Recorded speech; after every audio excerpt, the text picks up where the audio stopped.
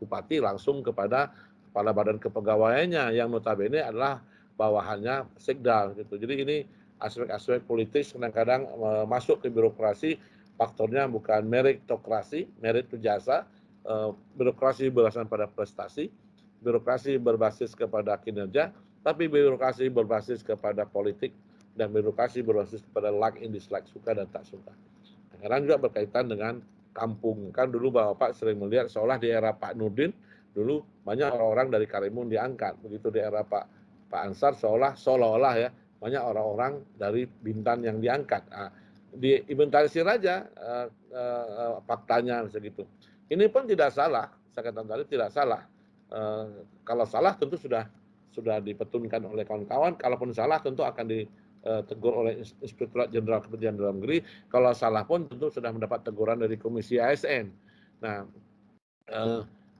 hanya faktor-faktor sinisme rasional, logikal, analisis saja kadang-kadang. Oh ini faktor like and dislike sehingga kita bisa tebak oh siapa nanti akan menjadi pengganti saya di asisten ekbang segitu. Siapa yang mengganti kepala badan kepala kemarin mutasi dari kepala dinas pemuda olahraga misalnya gitu ya. Nah sebenarnya siapa yang menjadi kepala dinas ini. Nah itu tidak terlepas daripada aspek hukum yang harus dipenuhi dulu, law, administrasinya dirapikan dulu, birokrasinya tinggal menjalankan.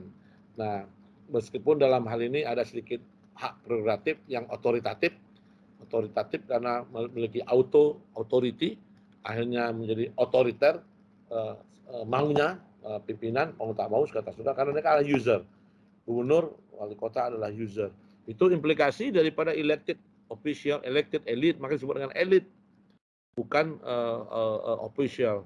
Official itu office resmi, maka jabatan-jabatan yang appointed official ini adalah jabatan yang diangkat secara resmi karena pangkat jabatan umum, masa kerja, pendidikan, pelatihan, sudah ikut diklat atau tidak, kesehatan, aspek moralitas, apakah bercerai sama istrinya atau tidak, apa kawin dua, apa pernah terkena kasus-kasus korupsi atau pernah diperiksa dalam satu kasus kayak dihukum mungkin 6 bulan atau 3 bulan, turun pangkat, lepas jabatan, turun jabatan, penundaan pameran gaji, penundaan naik pangkat, atau bahasa kerennya hukuman disiplin ringan, sedang, dan berat, segitu.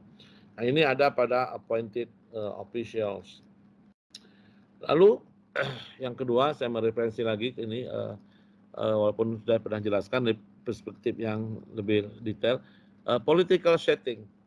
Nah, karena jelas pemimpinnya ada political setting, settingnya adalah politik. Politik banyak akal, ya. Kalau political setting, jangan kaget kalau misalnya begini gaya Pak Rudi, begini gaya Pak Ansar, begini gaya Pak Rafiq, begini gaya Ibu Rahmah, ya kan? Political setting begitu, akrab sekali gitu misalnya antara Pak Rudi dengan Ibu Rahmah. Kenapa? Karena sesama domain wali kota gitu, sesama partai Nasdem misalnya gitu ya, mohon maaf ya. Nah kemudian kerap sekali antara Pak Rafiq misalnya dengan Pak Bupati Karimun, misalnya dengan Bupati Karimun dengan wali kota, dengan gubernur, misalnya gitu. Oh rupanya sama Partai Golkar, misalnya gitu. Nah begitu akrab sekali P3 dengan Golkar, rupanya di dalamnya ada Pak Alwan misalnya gitu yang juga dulunya ketua P3 yang menjadi tim suksesnya Pak Ansar. Jadi aspek seperti political setting ini itu dalam politik itu biasa. Nah, baru salah kalau ada hukum yang melanggar, aturan yang dilanggar. Nah, oleh sebab itulah setiap narasi-narasi kaum-kaum intelektual harus tidak bisa sifatnya menuduh, hoak, atau kajian-kajian yang dangkal, misalnya gitu. Kayak saya berusaha untuk bicara secara objektif sebagai seorang dosen, misalnya gitu. Walaupun ketika berbicara mereferensi secara subjektif terhadap pejabat-pejabat tertentu yang secara analis intelektual kita sebagai mahasiswa ya sebenarnya itu bisa kita bedah, termasuk membedah bagaimana Jokowi, kepemimpinan Jokowi, latar belakang Jokowi, gaya kepemimpinan Jokowi, misalnya gitu. Jangan dilihat soal menghina presiden, tak bisa. Kita dalam domain kampus, dalam domain yang terbatas bisa berbicara apa saja dan bisa salah. Maka sekarang tadi akademisi itu boleh salah tapi tidak boleh berbohong. Maka jangan berbohong. Maka untuk tidak berbohong mereka harus memiliki database analysis, scientific based approach, kemudian representative metodologi yang diterapkan, sehingga tidak mudah sekali mengambil kesimpulan yang sesat, yang tendensius, yang memiliki bias terhadap kepentingan tertentu, misalnya gitu. Nah, jadi Anda, saudara bisa lihat media massa yang objektif dengan media massa yang dapat pesanan, oknum-oknum LSM yang objektif, LSM yang by order, kemudian juga media-media massa atau para pejabat atau orang-orang yang secara institusional dia seharusnya independen, dia tidak independen. Lembaga Adat Melayu, Majelis Ulama Indonesia, KNPI misalnya gitu ya, kemudian HKTI, Himpunan Tani, hukuman pekerja, organisasi yang melibatkan antar suku, antar golongan, antar agama, antar kepentingan seharusnya tidak bias secara politik supaya dia ketika memberikan satu rujukan politik tidak terjebak terhadap preferensi orang gitu. Nah, dulu kan sempat, mohon maaf, secara personal tak apa-apa ketika Pak Husnul Hud, Pak Ketua LAM, kemudian Pak Ismet Abdullah, ya, kemudian Ketua LAM Kepri mengambil sikap mendukung Pak Sudianto pada saat itu. Secara pribadi silakan, tapi secara institusi tidak boleh membawa nama LAM, tidak boleh membawa nama Dewan Masjid, tidak boleh membawa nama apa, misalnya gitu ya. Nah, tapi harus nama pribadi karena rujukan politik itu subjektif. Dia akan menjadi objektif kalau dia membawa institusi. Nah, membawa institusi harus disetujui oleh pengurus, misalnya gitu, kolektif, kolegial, tidak bisa secara personal, misalnya gitu. Nah, ternyata misalnya gitu merujuk memilih Pak Sudianto yang menang Pak Ansar, maka terjadi politik menjauh oleh Pak Usrin. Tapi Ketua LAM misalnya itu tak bisa meninggalkan karena secara institusional harus masuk tetap ke gubernur karena labelnya adalah provinsi. Maka Anda bisa lihat pergeseran Dewan Masjid tidak ke Pak Gubernur, ternyata bergeser kepada Pak Rudi. Nah, ini aspek-aspek orientasi politik yang bisa kebaca, yang secara politik tidak ada salahnya, secara moral tak ada salahnya.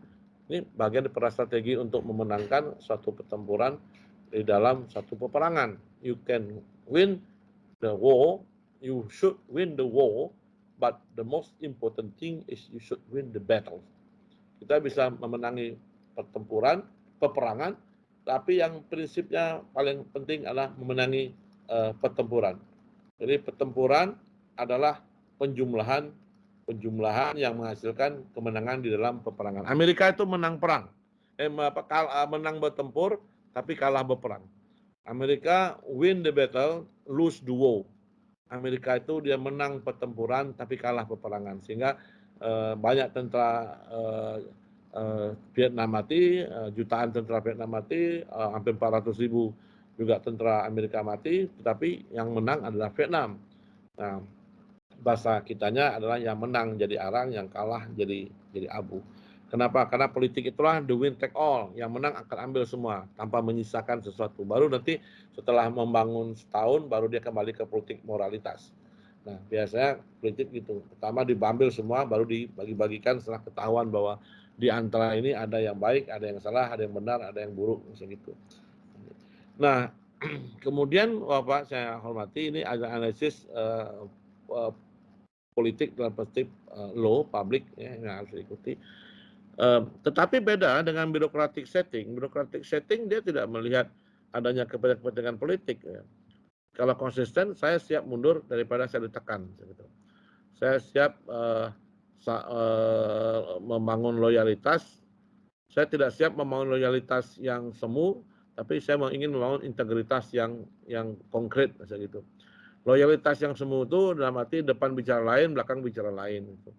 Orang bilang angkat telur kah, asal Bapak senang kah, ya, how to serve the boss kah. Padahal di sisi lain melanggar aturan, memanipulasi anggaran, tidak mengefisiensikan kebijakan, kemudian memeras bawahan untuk atasan, misalnya gitu. Nah, anak buah disuruh kerja lembur, kemudian dihitung duit lemburnya, kemudian dipotong uang lemburnya, kerjanya selesai, uangnya dipotong, uang dipotong dibagi untuk atasan atau untuk kepentingan atasan atau untuk kepentingan institusi, bisa gitu. Nah, kenapa demikian? Karena pejabat politik dia tidak memegang uang, tapi dia mengendalikan orang yang memegang uang, bisa gitu. Tidak ada uang yang dipegang oleh gubernur atau wali kota, tapi gubernur dan kota mengendalikan kepala badan keuangan dan aset daerah, mengendalikan bendaharawan, mengendalikan sekda, gitu, yang mengendalikan uang yang ada di situ. Nah, sepanjang kepentingan sesuai aturan sih aman, tapi kalau melaksanakan sesuatu yang tidak sesuai ketentuan untuk meningkatkan loyalitas dengan melanggar integritas, inilah yang menyebabkan kita membangun birokrasi dengan the hollow of birokrasi yang kuat di luar tapi kosong ada di dalam. Karena banyak juga kadang-kadang gubernur, wali kota, bupati bukan menginginkan sekda yang bisa kerja, tapi sekda yang bisa kerjasama. Kalau nama bekerja sama ya sama-sama bekerja dan kerja sama-sama bisa untuk ke jalan yang baik dan bisa juga untuk ke jalan yang kurang baik gitu, saling mengamankan.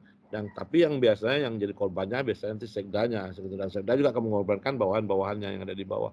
Anda bisa lihat banyak bupati yang ketangkap oleh KPK, tangkap tangan, tidak melibatkan sekda, tapi begitu kasusnya dibawa ke investigasi, akhirnya juga ada kasus-kasus yang berkaitan dengan sekda, mungkin disetujui oleh sekda, kemudian melibatkan PU-nya, misalnya gitu, digiring oleh pejabat-pejabat tertentu. Nah, tapi entry point-nya tetap pada pejabat politik. Kenapa? Karena pejabat politik itu biasanya berusaha untuk mencuci tangan, tetapi yang membersihkan piringnya itu ada pada birokrasi. Walaupun birokrasi pun tak selamanya bisa juga loyal, karena di antara dalam birokrasi pun ada yang kita sebut dengan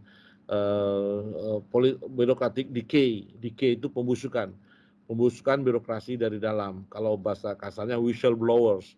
Whistleblower itu peluit, blower itu meniup.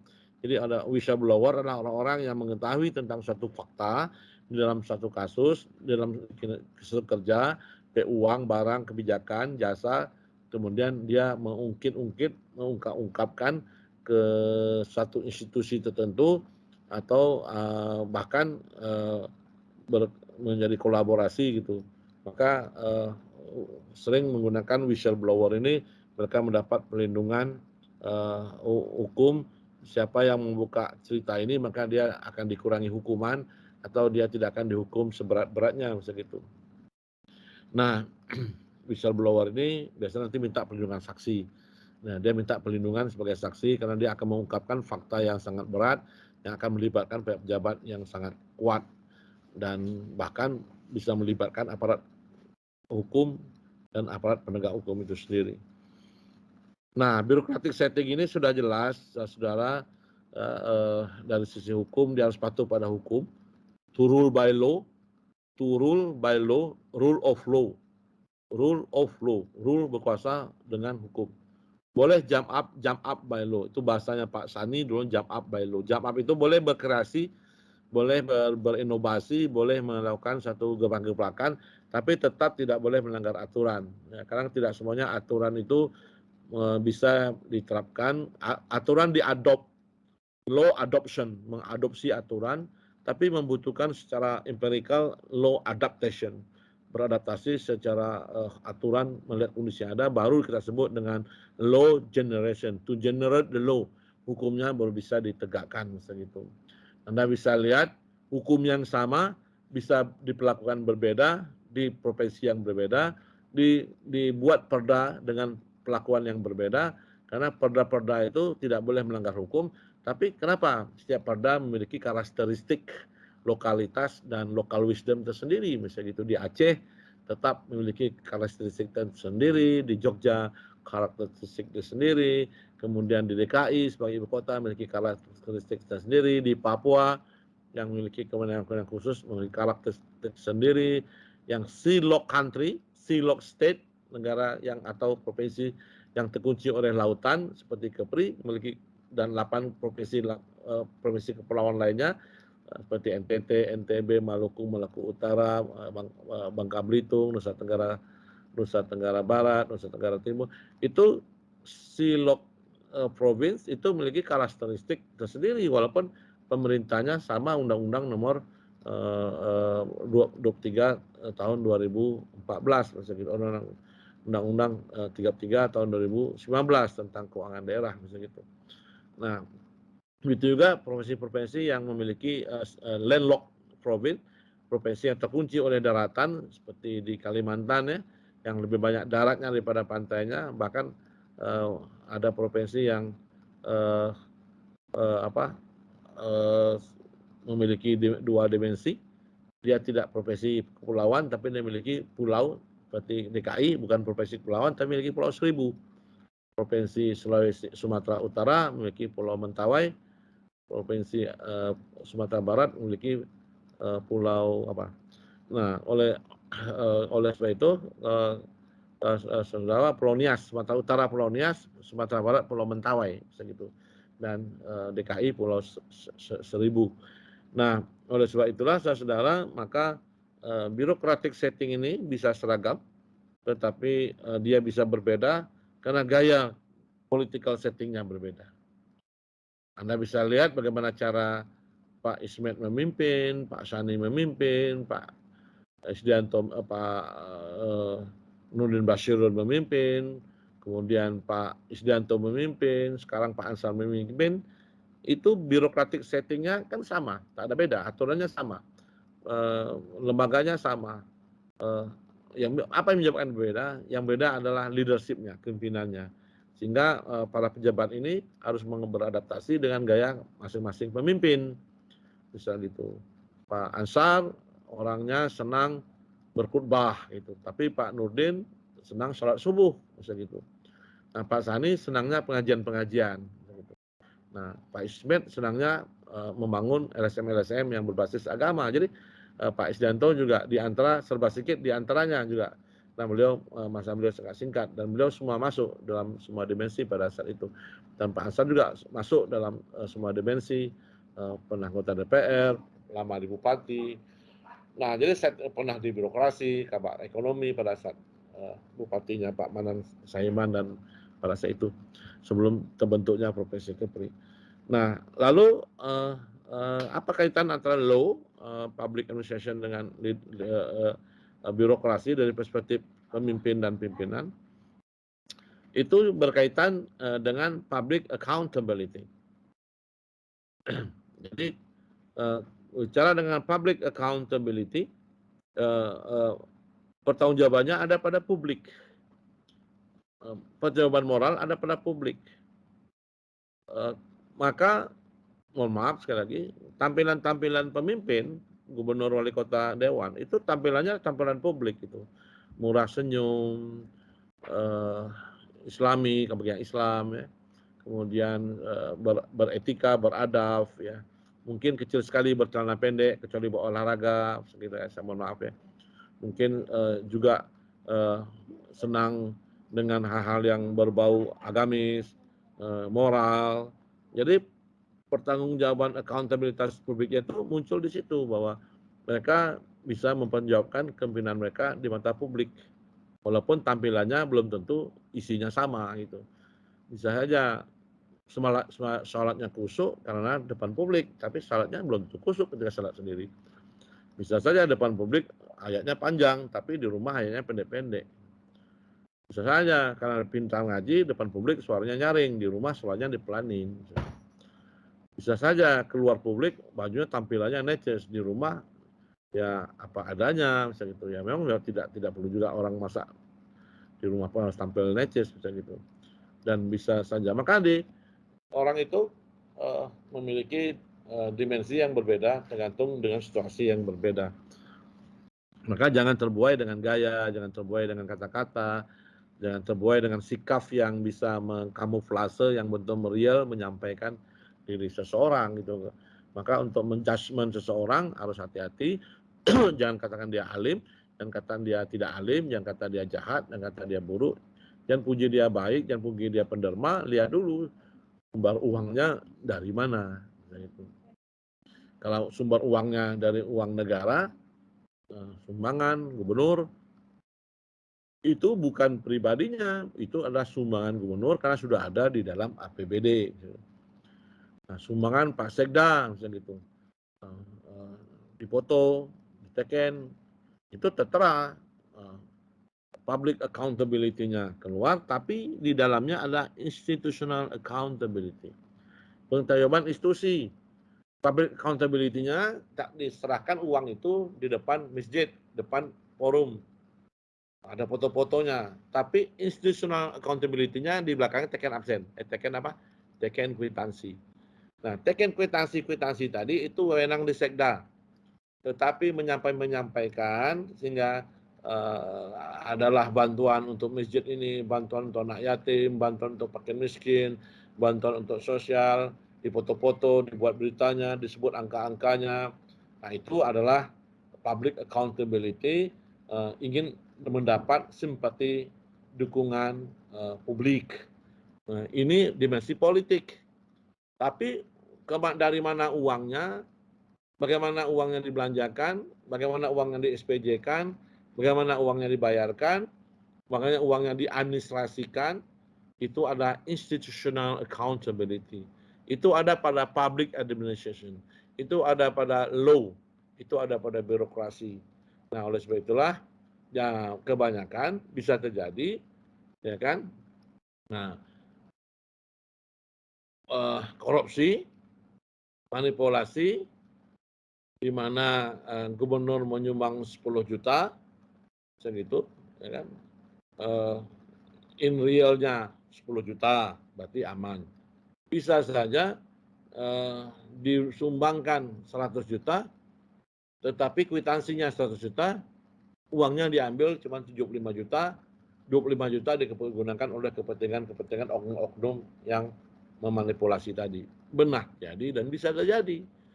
Maka disinilah peranan aparat keamanan, aparat hukum, aparat pengawas, internal, inspektorat, ya, juga BPK, BPKP untuk melihat benar nggak misalnya uang disumbangkan kepada yayasan A melalui APBD sejumlah 250 juta, benar nggak secara konkret sampai 250 juta. Nah, tapi kalau diserahkan hanya pada oknum yayasan yang bisa bermain mata, oknum yayasan tidak memiliki pertanggungjawaban moral ke dalam yayasan, ya, apalagi yayasan dimiliki sendiri, monopoli, otoriter, bermain di situ. Ditekenlah 250 juta, tapi cuma terima 200 juta, ya kan? 25 juta ditinggalkan untuk pejabat yang korup tadi, 25 juta digunakan oleh ketua yayasan yang korup tadi gitu. Ya ini benar-benar uang hantu dimakan setan, uang setan dimakan hantu. Ya, oleh sebab itulah, saudara, sangat tipis sekali kalau ingin berbuat jahat antara pejabat elit dengan politik dengan pejabat birokrasi secara institusional gitu. Inilah disebut dengan konspirasi. Inilah disebut dengan KKN, kolusi, korupsi, nepotisme. Korupsi terjadi karena adanya kolusi. Kolusi adalah dua hubungan yang bekerjasama melanggar aturan oleh pihak-pihak yang tidak ada hubungan keluarga, tidak ada hubungan sedarah, nah, tidak ada hubungan sedaerah. Nah, tetapi kalau nepotisme itu melanggar aturan-aturan, menyebabkan kerugian negara, memanipulasi berbagai macam data fakta, menyebabkan kekayaan, menguntungkan seseorang atau orang lain atau institusi tertentu, tapi berada dalam ranah keluarga, nepotisme. Maka sering orang mengatakan nepotisme itu tidak bagus. Kalau pejabat A megang ini, pejabat ini dipegang oleh, tapi ini susah kali kita untuk membanding-bandingkan. Ya, kalau kita lihat juga susah juga kita ingin menganalisis yang gubernurnya ya A, bupati Bintannya B, berhubungan darah, sebaliknya ketua anggota DPRD-nya C, berhubungan darah, begitu juga wali kota Batam dengan wakil gubernur, ya, begitu juga mungkin dengan, jadi susah sekali karena ini hak-hak politik yang tidak bisa kita langgar. tak bisa kita halangi gitu. Ini hak-hak politik seseorang untuk memilih dan dipilih gitu. Nah, tinggal menjaga bagaimana hubungan moralitas bahwa ini adalah bukan urusan keluarga, bukan jabatan keluarga, tapi adalah satu jabatan yang diberi amanah oleh rakyat, yang diberi jalan oleh Allah untuk dipertanggungjawabkan, yang tahu itu hanya Allah SWT dan diri kita sendiri.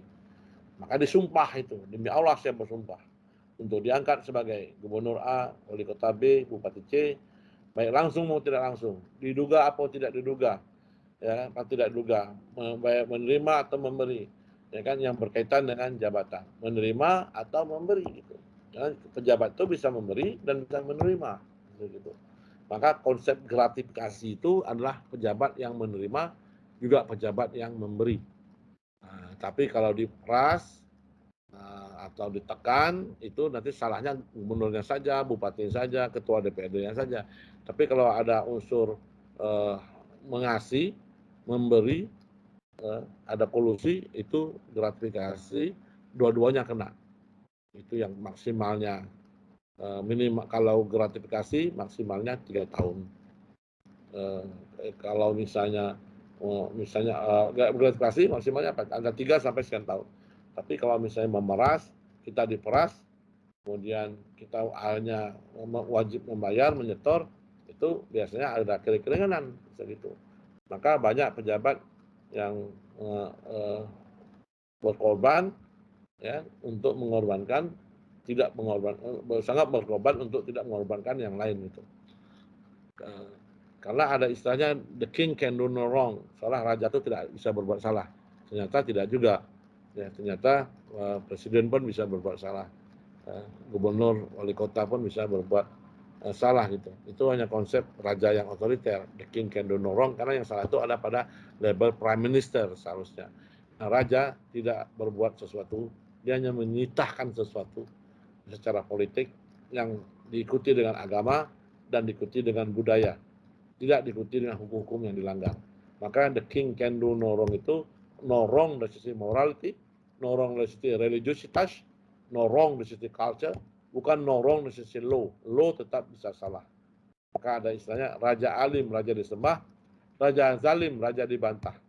Disembah karena aspek moral, dibantah kalau raja tersebut sudah tidak melaksanakan aspek-aspek moral yang di dalamnya pasti ada hukum yang dilanggar. Hukum pertama yang dilanggar adalah hukum agama, hukum yang kedua adalah hukum budaya, hukum yang ketiga adalah hukum positif dalam pemerintahan. Karena raja tidak mengaspek pemerintahan, maka hukum positif itu jatuh pada perdana menteri, begitu. Raja adalah pejabat yang tidak dipilih oleh rakyat, tapi secara keturunan. Itu di luar konteks political setting yang elected tadi. Gitu. Yang ketiga, yaitu yang keempat disebut dengan external account responsibility. Implikasi dari narasi public accountability adalah pertanggungjawabannya. Dia mempertanggungjawabkan secara eksternal. Kalau accountability itu pertanggungjawaban. Apa yang diberi ke dalam, kita kembalikan ke keluar. Itu disebut dengan accountability. Tetapi kalau external responsibility, pertanggungjawaban keluar. Apa yang kita miliki, kita bertanggung jawab. Misalnya begini, pejabat itu, saya memilih wali kota dengan harapan supaya wali kota bisa memperjuangkan kebutuhan sembako. Ketika terjadi kenaikan harga minyak goreng, apa sih yang dibuat oleh wali kota, bupati, termasuk gubernur, termasuk presiden, menteri perdagangan? Nah, external responsibility tanggung jawab yang dibuat oleh, tanggung jawab yang harus disampaikan oleh bupati, wali kota, gubernur, kadis indak misalnya itu, bulog, termasuk menteri perdagangan, atau siapapun yang terlibat, seluruh stakeholder, untuk menyampaikan kepada publik bahwa saya yang bertanggung jawab. Kalau ada nggak orang yang berani mengatakan bahwa saya bertanggung jawab terhadap kelangkaan beras, gula, misalnya itu, kelangkaan minyak, kelangkaan kedelai, kelangkaan Sama halnya ketika Pak Sani sempat mengatakan, saya bertanggung jawab, Sul.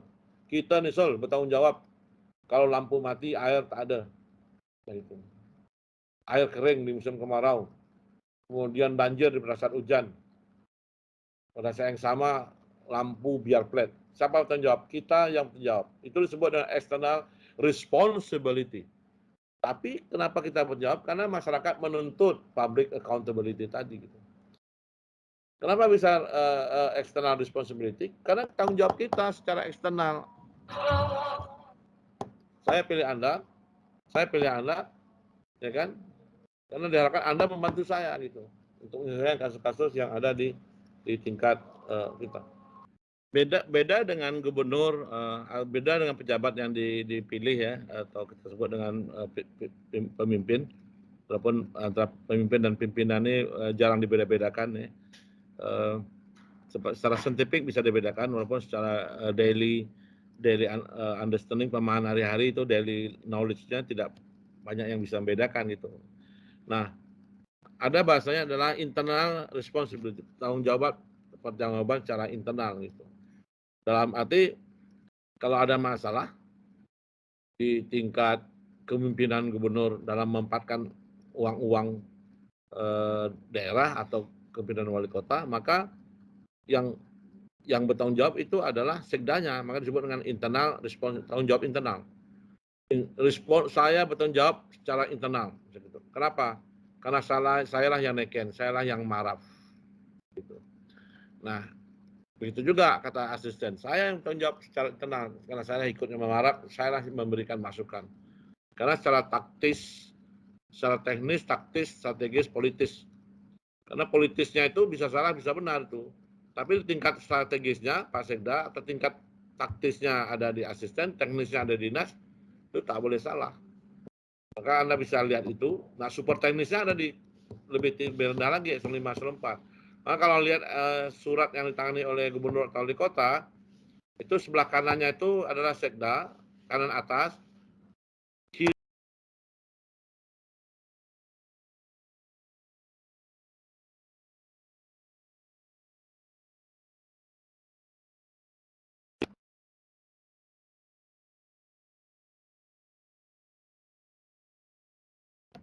Halo?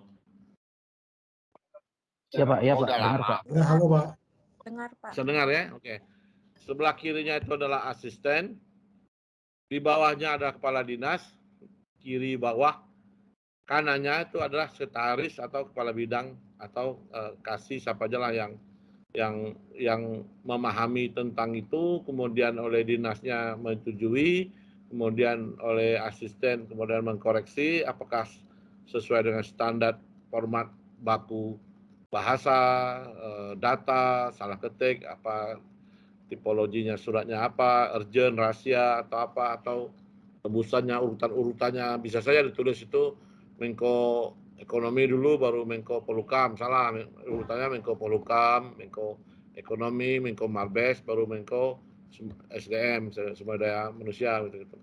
Itu juga urutannya bisa gitu kan. Nah, yang sampai menyebut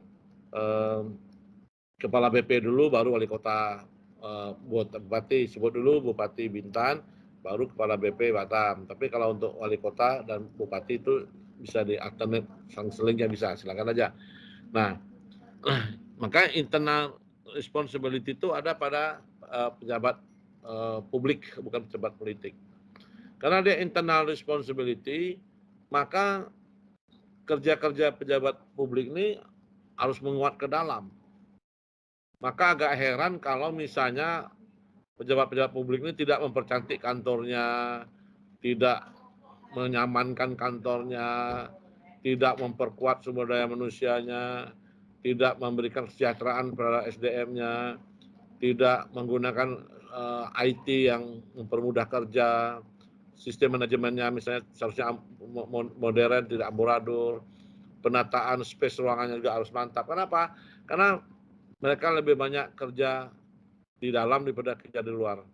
Kalau bahasanya itu kerjanya harus luar biasa untuk pimpinan ini, untuk Pak tapi kerja yang biasa di luar itu ada pada politik, gitu. Ya, orang-orang politik itu biasa di luar, tapi kalau Pak Sekda ke bawah itu adalah kerja harus luar biasa. Karena dia luar biasa, maka pekerjaan mereka tuh harus sampai berlembur-lembur gitu. Tapi kalau pejabat politik tak ada istilah lembur. Karena pejabat politik itu kerjanya 1 kali 24 jam.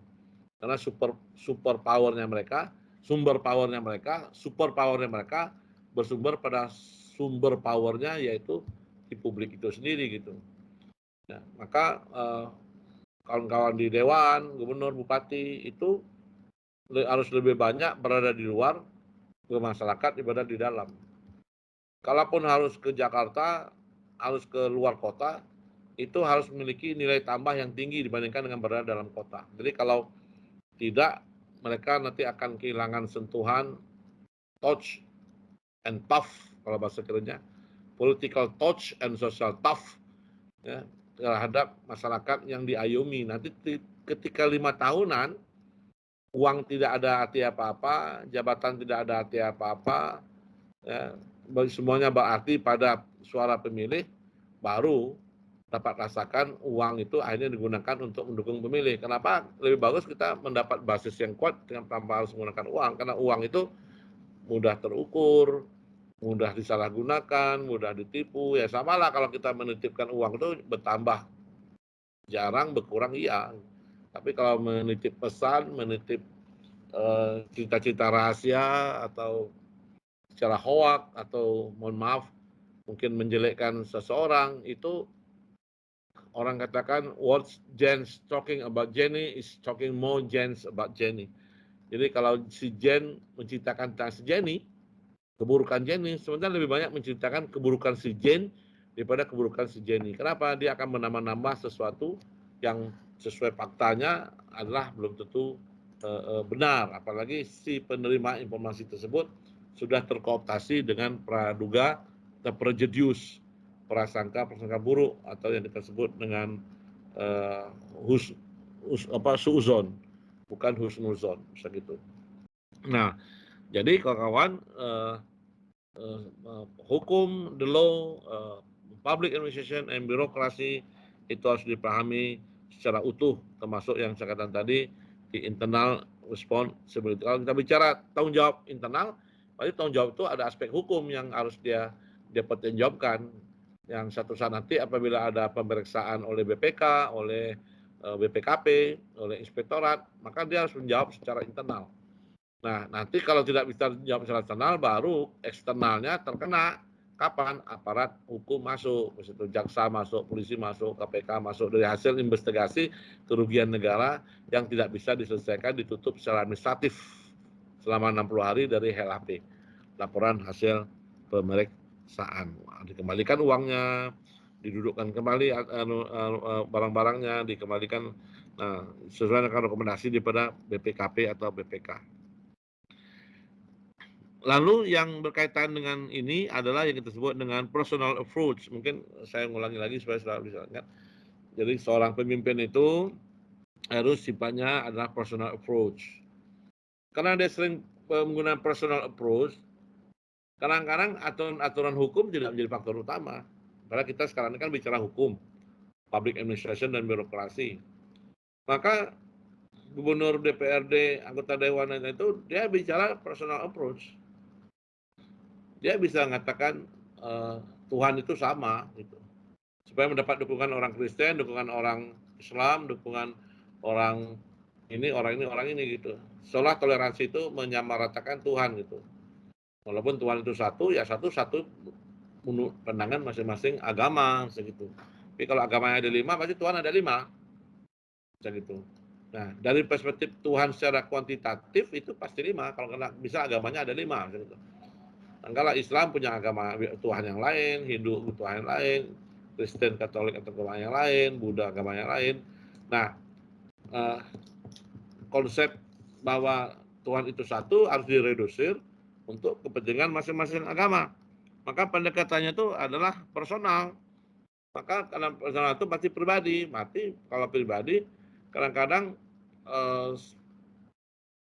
pejabat publik politik ini mengatakan wah pokoknya bagaimana orang Bataknya bisa maju gitu, ya kan? Nah, kami bangun agama Nasrani ini, kami kuatkan ekonomi pengusaha ini. Tapi di baliknya dia katakan secara personal lagi di depan orang Islam harus kuat dibandingkan agama lain. Di depan suku Melayu harus menjadi payung di negeri sendiri, harus menjadi tuan rumah di negeri sendiri. Dengan pengusaha, dia bilang kadang dengan pengusaha yang lemah, saya berpihak kepada saudara, wahai pengusaha yang lemah. Ya kan, saya tidak mau ada eksploitasi antara kapitalis terhadap ekonomi koperasi. Tapi depan pengusaha dia bicara tanpa peranan saudara perusahaan-perusahaan besar, maka ekonomi tidak ada arti apa-apa. Nah, jadi pendekatan mereka sangat personal, sehingga kata-katanya kadang-kadang tidak bisa dipegang untuk semua golongan, semua agama, semua kepentingan. Kenapa demikian? Karena tapi tidak ada implikasi hukum di pernyataan tersebut. Karena prinsipnya ada perception. Perception tidak bisa dijadikan dasar untuk mengambil kebijakan, tapi regulation wajib. Nah, oleh sebab itulah, memang inilah kondisi kalau untuk menjadi seorang pemimpin itu, dia pendekatan adalah personal approach. Dia datangi orang-orang miskin, mengambil kata simpatik, ya kan? Mungkin dia merasa empati dengan orang-orang miskin, tetapi itu disorot oleh berita, gitu. Ya kan? Jarang dia diam-diam pergi sama orang miskin tanpa terpublikasi, ya kan?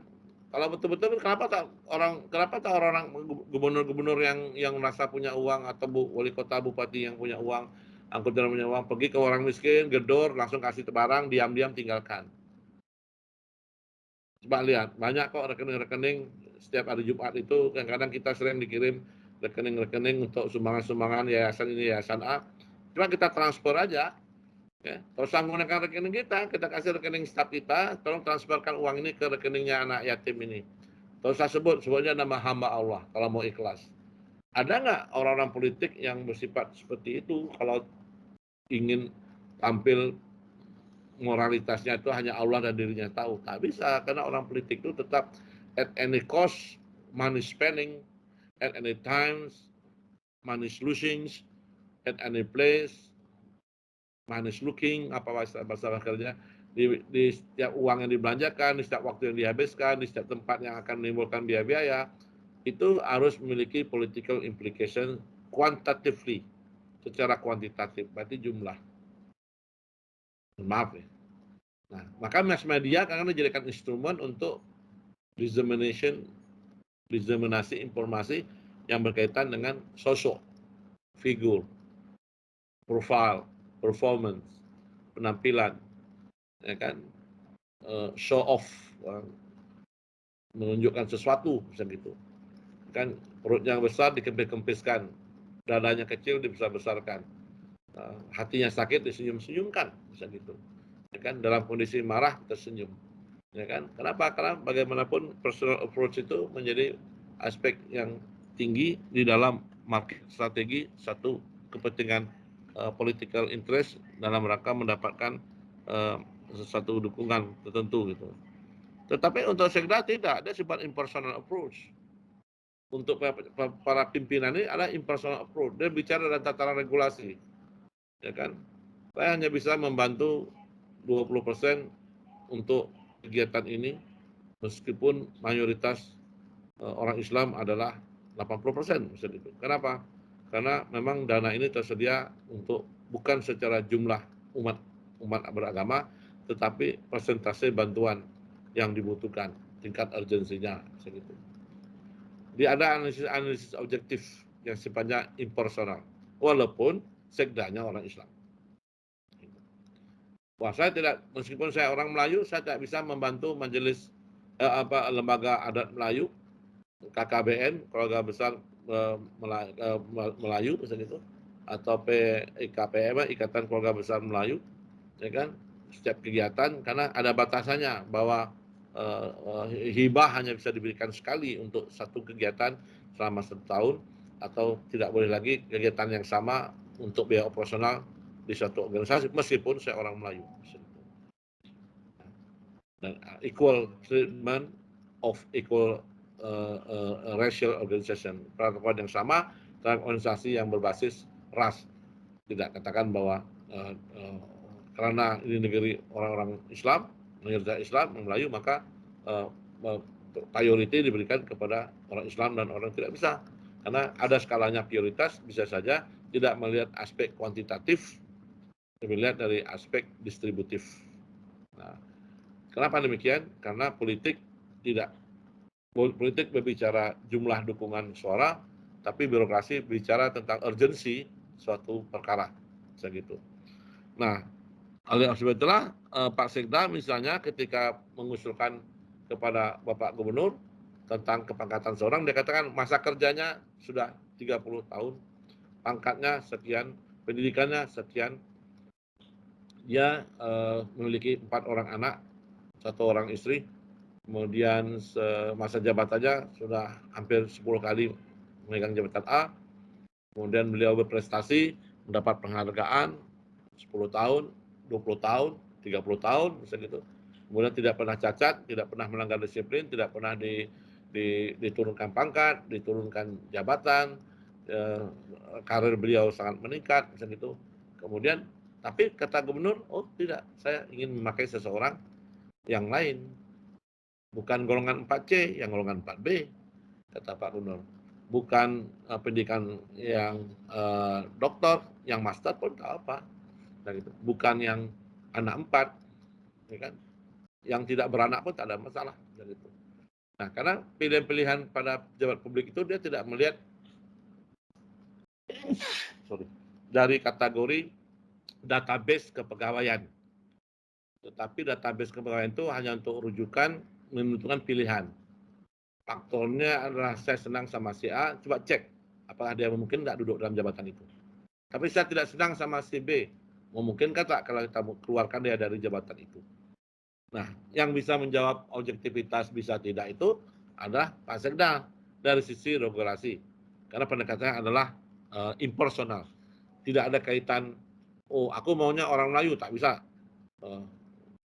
Itu bahasanya personal. Bahasa impersonal tidak pikiran Melayu atau Padang atau Jawa, ya kan?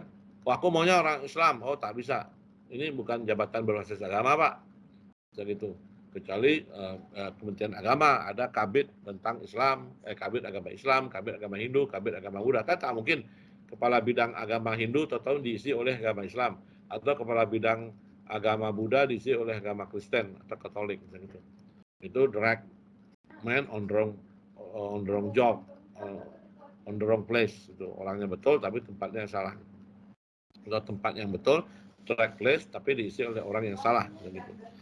Nah, ini bahasa-bahasa di tingkat public administration yang birokrasinya itu tercatat yang rapi, public administration itu dalam konteks keluar, tapi implikasi ada pada politik. Itu ada politik itu adalah hukum yang mengikat pejabat, hukum yang mengikat public administration, dan hukum yang mengikat para birokrat. Dan karena hukum ini kadang-kadang sangat longgar di aspek-aspek politis, misalnya gitu. Karena orang-orang politik ini jarang mau neken-neken. Dia jarang mau direkam, jarang mau dilibatkan ke hal yang bersubahat, tetapi kita disuruh bersubahat, misalnya gitu. Tapi begitu ada masalah, mereka lepas tangan. Hand washing atau berusaha untuk membrowsing kasus-kasus yang kelihatan mana yang bisa dipilah, yang dipilih-pilih berkasus dan tidak, gitu. Nah, hanya loyalitas diunggulkan daripada dengan integritas. Pada awalnya integritas ceritanya, gitu. Saya kalau duduk di pansel panitia seleksi di beberapa kabupaten kota, misalnya itu, khususnya ada beberapa kabupaten lah yang mengundang saya di pansel, saya selalu tanyakan para pejabat ini, mana Anda pilih? Padahal di situ ada bupatinya, di situ ada sekdanya yang juga hadir dalam wawancara, integritas atau loyalitas. Dan karena dia bingung untuk menjawab. Ya, kalau dia bicara loyalitas, berarti dia harus loyal pada bupati. Dia bicara integritas, berarti dia harus berintegritas terhadap aturan, moral, komitmen, kinerja, performa, dan lainnya. Tapi pada saat yang sama, bupati, gubernur, menteri minta dia teken fakta integritas. Di sisi lain, bisa saja ada suatu permintaan yang sifatnya personal tadi, yang sifatnya political setting, yang sifatnya elected, yang sifatnya public accountability, external accountability, yang sifatnya belum tentu sesuai dengan aturan yang ada. Irregularity, Ya, karena pejabat publik politik ya itu sebenarnya irregularity. Irregularity itu jangan dia tidak boleh nongkrong di satu warung kopi saja, sholat di satu masjid saja, atau dia berada di gereja A saja, dia berada di suku A saja, dia tidak boleh bermain di satu kelompok main golf saja. Kenapa? Mereka berapa orang sih yang golfer yang kalau bicara relasi is okay, tapi berbicara masa ya, tapi dia suatu saat nanti hari ini dia main golf, besok dia tampil dalam berolahraga bola kaki, kayak Pak Kapolda itu senang bola kaki misalnya gitu. Di sisi lain nanti dia masuk ke olahraga panah, Nabi suka memanah gitu. Dia bisa main di poli dan apa. Jadi semua organisasi-organisasi yang berbau olahraga pun dia harus ikut bisa gitu, walaupun tidak harus menjadi pemain bisa gitu. Jadi irregularity itu ada dibutuhkan bagi seorang pejabat politik publik, padahal regular itu ada aturan. Regular itu adalah sesuatu yang pasti, yang sering bisa dibaca bisa gitu. Maka jangan kaget kalau pejabat politik ini dia tak bisa dibaca. Akhirnya kebiasaan yang bisa kita lihat, oh kebiasaan bapak ini tidak duduk di warung kopi ini aja, pagi di sini, sore di sini, malam di sini gitu. Saya pernah pelaksana harian PJS Wali Kota Batam, itu satu hari saya bisa ngopi di satu hari bisa ngopi di 4 morning bakery, gitu. Ya kan, ada morning bakery di Windsor, ketemu orang ini, saya geser lagi morning bakery di Greenland, nanti morning bakery yang ada di Mall Kepri, gitu kan. Nah nanti ada morning bakery di daerah daerah. Nah jadi setiap tempat itu menjadi irregularity, tidak berada di satu tempat saja gitu. Nanti tidak di morning bakery, di restoran-restoran lain gitu. Nah, tapi kalau Pak Sekdani biasanya dia bicara pada aspek regularity. Oh, tadi agak terlewat, jadi ada yang terlewat itu yaitu personal udah. Ini apa informal dan formal itu terlewat. Nah, tapi kalau saya lihat itu regularity, dia masuk pagi absen, dia upacara kadang absen, duduk di kantor, terima tamu, marap, neken, mimpin rapat, disposisi surat, nah kemudian terima tamu, berangkat ke Jakarta, regulernya tuh nanti naik pesawat Garuda, jangan nggak mau naik pesawat lain, misalnya kan, bisa gitu duduk jadi bisnis, gitu. Tinggal di hotel A, terus bisa gitu, supaya gampang mengekspedisikan, segitu. Jadi dijemput oleh orang yang sama, kadang-kadang makan di tempat yang sama, kemudian dibayar oleh orang yang sama di kantor misalnya itu. Jadi ada sampai aspek yang kita sebut dengan regularity. Nah, dan itu tidak memiliki nilai tambah dari sisi politik, tetapi nilai penguatan di sisi administrasi publik, administrasi institusional pemerintahan misalnya gitu. Nah sehingga sekali teken bisa dijawab Bapak 3 kali. Oh, Bapak sering di sini. Tapi kalau sering pindah-pindah tak bisa. Kita harus ketemu 4 perusahaan, 4 tempat, 4 ini. Jadi pertanggungjawabannya juga di 4 tempat bisa gitu. Nah, sehingga akhirnya banyak kwitansi-kwitansi yang bodong dalam arti makan yang belum ditekan sudah. Karena ada bahasanya makan tanpa uang atau harus dibayar oleh kantor atau tidak boleh dibayar oleh kantor tapi dibayar oleh perorangan pakai duit kantor juga. Nah ini semua hal ini bisa terjadi dalam birokrasi yang ada kena aspek regularity tadi. Kalau gubernur itu sifatnya ada informal approach atau appearance, tampilannya adalah informal. Jadi jangan berpakai satu baju saja, ada masa baju koko, ada masa gongsi pace baju Cina, baju batik, nanti totor dengan selendang Batak segitu. Nanti ada masa dia juga hadir di acara orang-orang Papua, ya kan, kemudian bisa saja masuk ke gereja, bisa saja masuk ke bihara walaupun tidak harus sembahyang, bisa saja duduk bersama orang makanan yang non halal walaupun tidak harus makan, bisa saja duduk bersama orang minum wine, bir, apa semua walaupun tidak harus minum gitu. Dan bisa saja duduk bersama di tempat-tempat yang sifatnya adalah uniquely, specifically, extremely hanya pada golongan tertentu gitu. Nah, padahal dia tidak harus masuk di situ. Tapi karena sebagai pejabat politik publik, maka silakan saja boleh masuk, all welcome. Diundang atau tidak diundang, sebaiknya datang. Kenapa? Karena di antara mereka pasti ada yang mengenal kita dan mengenalnya awal kekuatan dari political sources di posisi informal tadi. Sehingga jangan kaget kalau bupati, wali kota itu orang baju kurung dia baju biasa gitu. Pada saat orang baju batik dia pakai baju kaos. Pada saat acara baju kaos mungkin dia pakai baju jas. Karena beliau bisa berada di mana-mana, pergi kemana-mana. Kadang-kadang walaupun tidak kemana-mana, kadang-kadang bisa tampil. Sekarang lagi juga banyak sambutan dengan menggunakan vid call, dengan menggunakan video conference gitu. Jadi tidak harus tampil di tempat, tapi sudah beri sambutan dengan menggunakan video. Ya, sering sekali sekarang ini Pak Bupati, Gubernur memberikan sambutan dalam suatu acara dengan menggunakan sejak kasus COVID ini dengan menggunakan video. Bahkan banyak sekali vid call atau vid call yang diadakan dalam pertemuan tersebut. Nah, tapi kalau sekda ini harus tampil secara formal. Ya kata tadi formal outcome atau outlook atau formal, pakai baju dinas, ada lambang koprinya, ya kemudian kadang-kadang sudah pakai songkok ya songkok, kadang-kadang tidak suka dengan pendek, dengan panjang, sepatunya hitam, formal sekali naik mobil plat merah, bisa gitu ya, jarang sekali gunakan mobil-mobil pribadi, bisa gitu ya. Nah kemudian rapat-rapat pun bicara resmi, pakai ada pembukaan, ada sambutan, ada lagu Indonesia Raya, pembacaan doa, nanti pembagian kue ada standarnya, yang piring untuk gubernur wali kota dikasih piring, yang staf pakai kotak-kotak, misalnya gitu. Nah semua itu ada tampilan-tampilan gitu. Kalau materi yang dikasih untuk gubernur dibuat bagus-bagus, pakai ring, kasih muff yang bagus, tapi yang pesertanya dalam bentuk handout aja, kopi-kopian saja gitu. Jadi itu satu tampilan yang formal segitu. Kemudian staf datang duluan, baru gubernur datang. Jarang sekali kita lihat gubernur datang baru staf. Gitu. Tapi kalau gubernur yang tampil secara publik, dia bisa saja acara belum mulai dia sudah datang. Kenapa? Itu memberikan pendidikan kepada publik bahwa kita bukan pejabat yang sering terlambat. Kemudian bisa saja kita datang duluan, kita bisa bertemu dengan orang-orang di luar program acara itu sendiri. Karena kalau masuk program acara, kita datang, langsung masuk acara, kemudian kita pulang.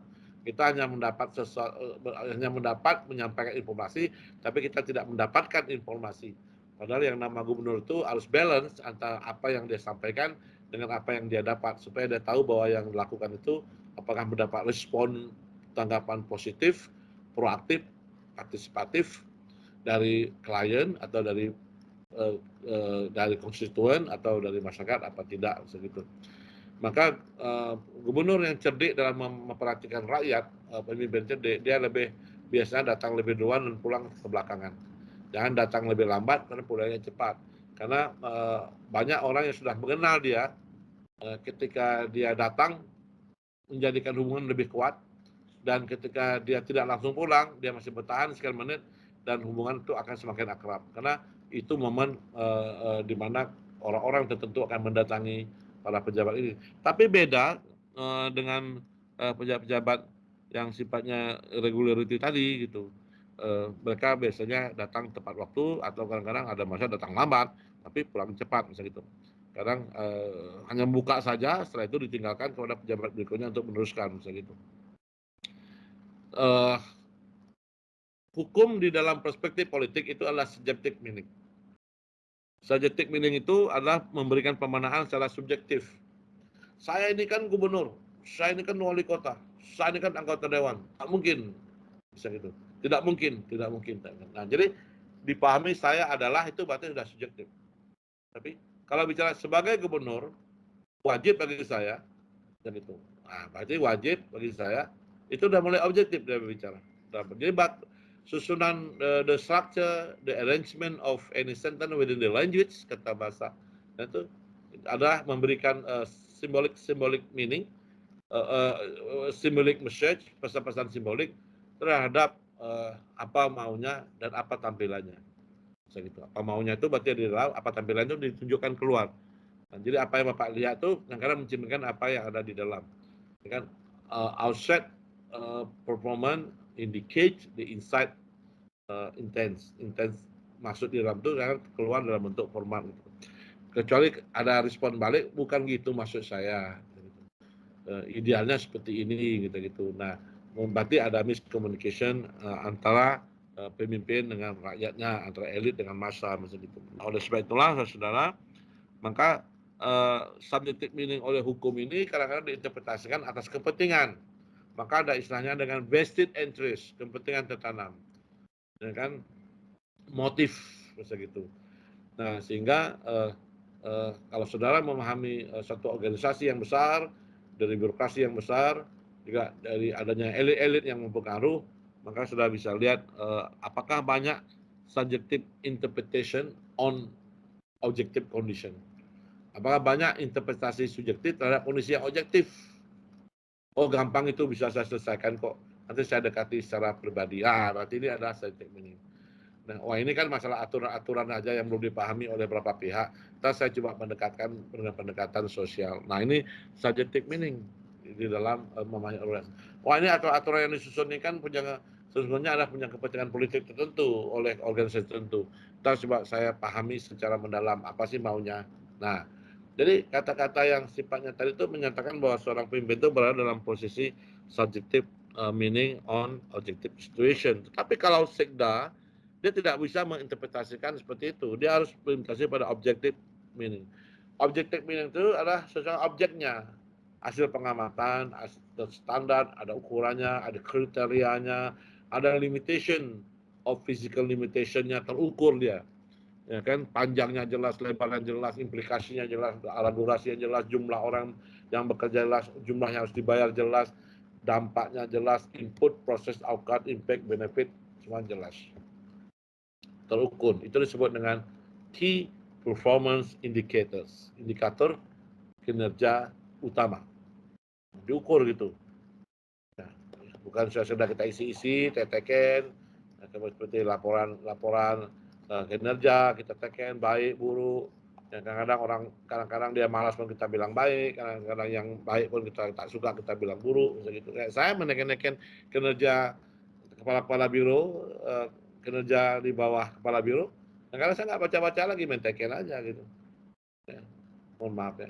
Karena agak susah kita untuk mengevaluasi seseorang yang orang tidak langsung berhubungan sama kita, padahal kita juga memiliki kemampuan untuk mengevaluasi misalnya gitu.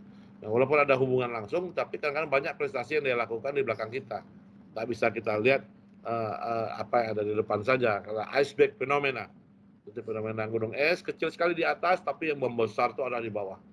Dan the sinking of Titanic as a result of the unresolved understanding of iceberg fenomena, itu tenggelamnya kapal Titanic itu sebagai hasil daripada satu analisis yang tidak terpecahkan terhadap kondisi pada saat itu ada gunung-gunung es yang di atasnya kecil, di bawahnya melebar. Anda bisa lihat kan, termasuk adalah miscalculation terhadap kapal tersebut. Orang terlalu over estimate, terlalu over confident bahwa kapal ini tidak akan bisa tenggelam karena dia di-skat dengan pintu-pintu tertentu. Tapi ternyata koyaknya 5 skat, justru yang koyaknya di 3 skat, sehingga air masuk. Kalau koyak yang 1 saja masih ada 4 yang mengambangkan kapal. Karena koyak yang 3 ya otomatis tinggal 2. Yang 3 ini tentu sama juga dengan 6 bisa mengalahkan 4, 5 bisa mengalahkan 7 bisa mengalahkan 3, 8 mengalahkan 2, dan 3 bisa mengalahkan 2. Akhirnya kapal tersebut tenggelam. Yang diikuti dengan kemiringan, baru tenggelamnya tegak. Itu pola-pola analisis objektif terhadap subjektif interpretation on Titanic pada saat itu. Jadi interpretasinya sangat subjektif. Oh, tak mungkin ini tenggelam pada saat itu kapalnya gini. Kita berlayar di laut yang tenang, gitu. Skocinya cukup, gitu gini. Jadi objektifnya menjadi hilang ketika belum berkasus. Ternyata masing-masing orang memiliki kepentingan sendiri untuk mengamankan. Ada ingin mengamankan anak istri, ingin mengamankan harta, ada ingin mengamankan orang-orang tertentu, sehingga bisa lihat kan, orang-orang kaya di dek atas diselamatkan dulu, banyak orang miskin di dek bawah tidak sempat naik ke atas karena jumlah perahunya tidak sebanding dengan jumlah penumpangnya. Itu kasus yang bisa kita interpretasikan di dalam memahami antara subjective meaning dengan objective meaning atau interpretation tadi. Maka Pak Sekda itu tidak boleh mengatakan saya tidak suka, saya tidak senang, itu bahasa subjektif. Yang bahasanya adalah ini tidak sesuai dengan aturan dan ini harus diikuti, begitu. Nah, jadi antara baik dan buruk itu subjektif, baik dan benar dan salah itu adalah objektif. Nah, maka sekda atau pejabat pemimpin berada di posisi benar dan salah, black and white. Tapi baik dan buruk itu subjective intermeaning. Karena baik bagi agama Islam belum tentu baik bagi agama lain. Halal, haram makan babi adalah haram bagi agama Islam, tapi tidak haram bagi orang Kristen atau non Muslim. Juga tidak boleh makan domba atau lembu atau apa, tapi bagi agama lain tidak boleh makan misalnya itu. Nah, itu tidak bisa kita kaitkan dengan posisi tadi yang objektif meaning gitu. Kemudian ada disebut non hierarchical pattern, ada pola-pola yang non hierarchical.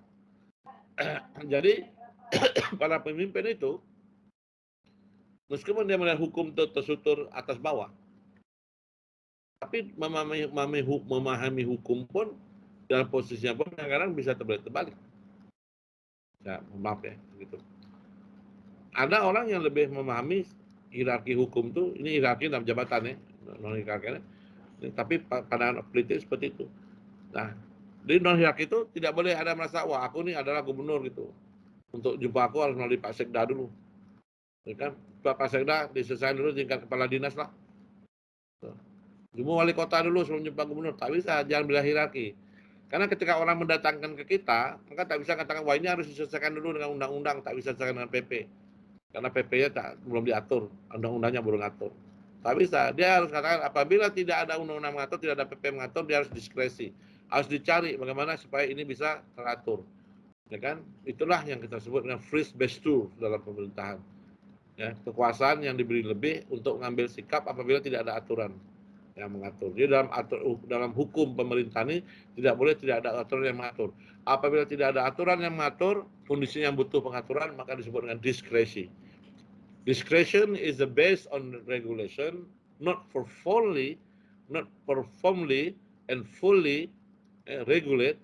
There is a hollow within the hollow within the regulation.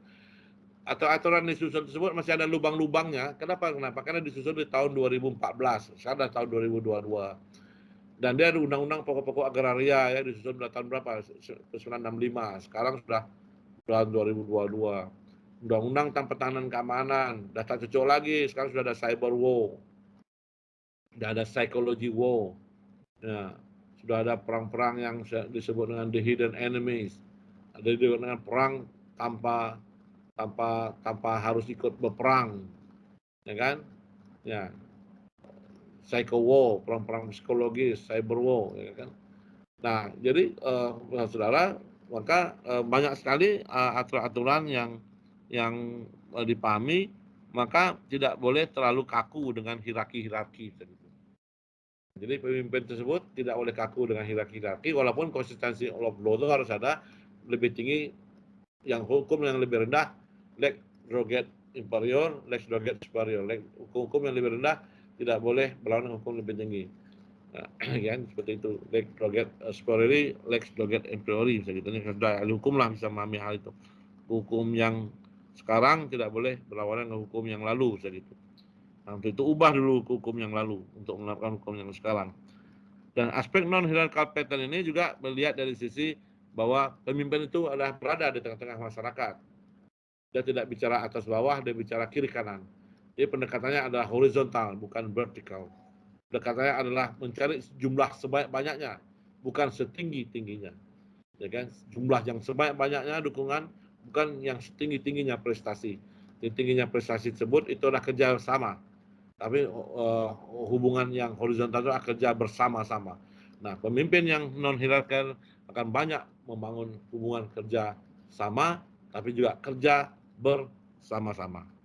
Kalau kerja sama tersebut bisa saja kerja yang disamakan, tapi kerja bersama-sama ada kerja yang dilakukan secara bersama-sama. Kalau bahasanya adalah kayuh serentak atau melangkah sepijak dan kayuh serentak. Kemudian tapi beda dengan Pak Sekda itu dia bersifat hierarkis pattern, pola-pola hierarki.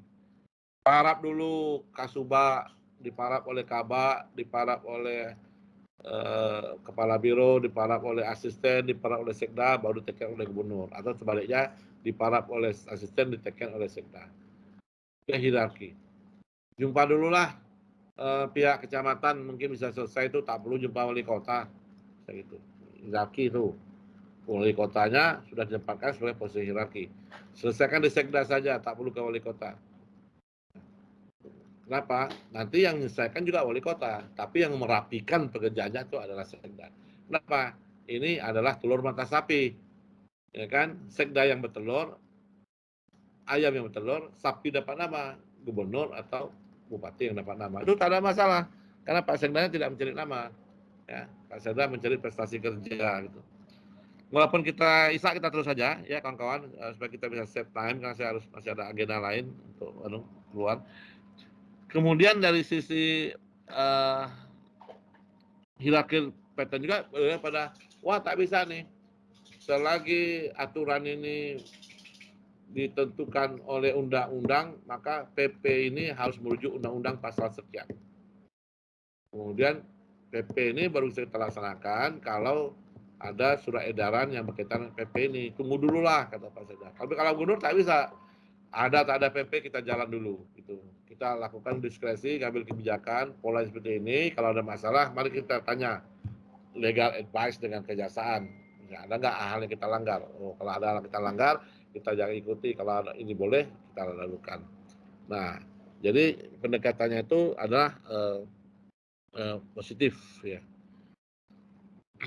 Nah, kemudian geographical unlimited. Ya.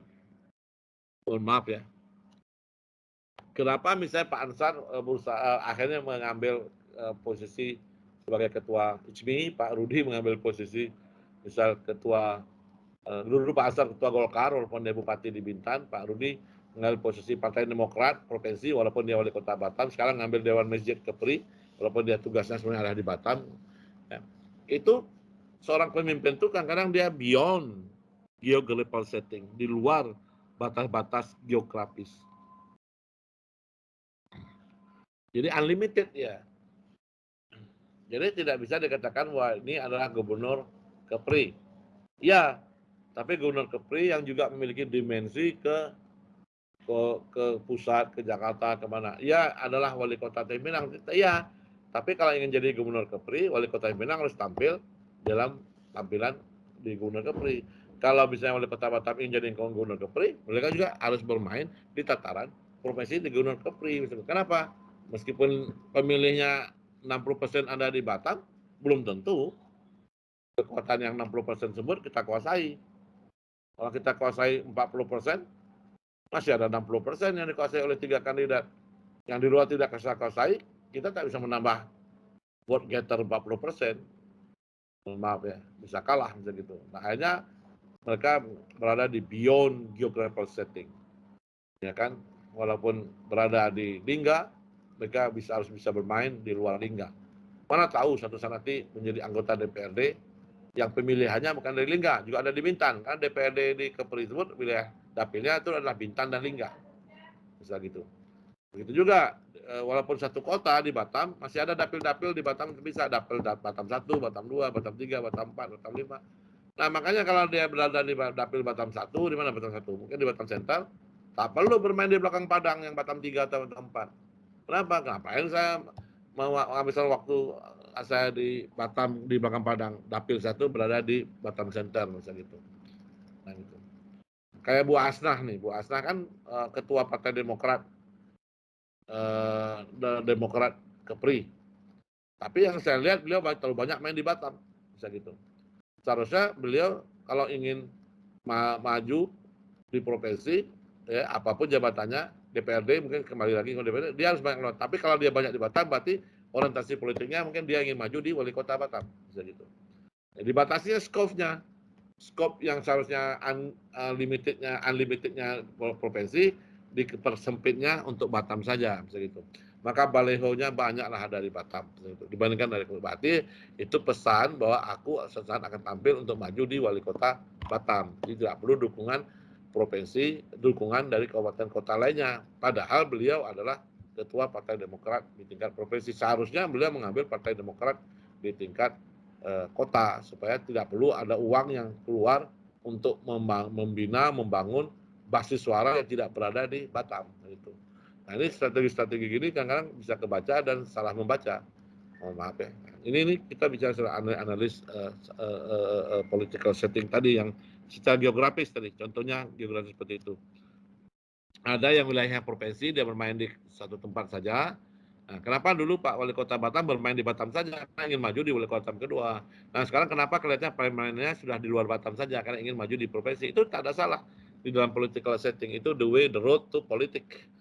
Means ends mean.